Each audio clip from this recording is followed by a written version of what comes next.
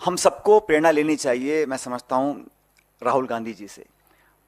उनके ऊपर भी नाना प्रकार के केस थोपे गए, ईडी ने कई बार उनको बुलाया, हर बार वो पेश हुए, अपनी बात को रखा। इसलिए कांग्रेस के नेताओं कार्यकर्ताओं को डरने की कोई जरूरत नहीं है।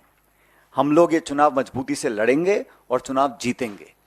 तो ये जो कोशिश की गई है आज के दिन कि चुनाव से ठीक पहले जब मॉडल कोड ऑफ कंडक्ट लगा हुआ है तब आप इस प्रकार की कार्रवाई कर रहे हैं, तो ये बात सब लोग समझ रहे हैं कि ये कार्रवाई क्यों करनी पड़ रही है।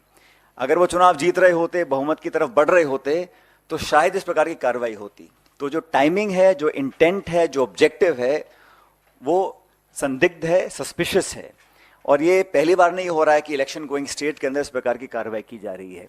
जो टॉप लीडर्स हैं उनको टारगेट किया जाता है, स्पेसिफिकली टारगेट किया जाता है। और जब चुनाव खत्म हो जाता है तो वो खबरें जब सुर्खियों से हट जाती हैं तो उसका कुछ अता पता रहता नहीं, उन केसेस का, उन आरोपों का, उन छापों का, उन नोटिस का, उन समन्स का।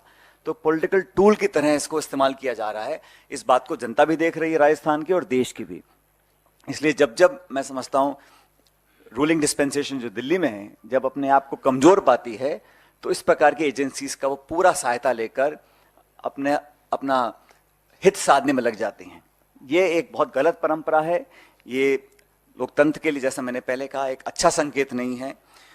और जैसा मैंने कहा कि आज जो हुआ है उसको पूरा प्रदेश देख रहा है, इलेक्शन गोइंग स्टेट है। राजस्थान के अंदर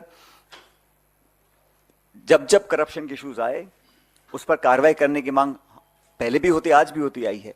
लेकिन अब जब चुनाव डिक्लेयर हो गए हैं, अब जब इलेक्शन सिर्फ 3-4 हफ्ते दूर है, अब अचानक आप जागें, पुराने केसेस को आप उठाएं, समन्स भेजें, छापे डालें और एक प्रकार से लोगों को टारगेट कर कर उनका चरित्र हनन करने की जो कोशिश करें। जांच से कोई डरता नहीं, आप कोई भी जांच कराइए, सब जांच फेस करने को तैयार है। जैसे मैंने कहा, राहुल गांधी जी फेस कर रहे हैं, सब लोग फेस कर रहे हैं। लेकिन इलेक्शन की पूर्व संध्या पर इस प्रकार की कार्रवाई होना, इसकी मैं भर्त्सना करता हूं, इसकी मैं निंदा करता हूं कि ये जो किया गया है ये पूर्ण तरह पॉलिटिकली मोटिवेटेड है।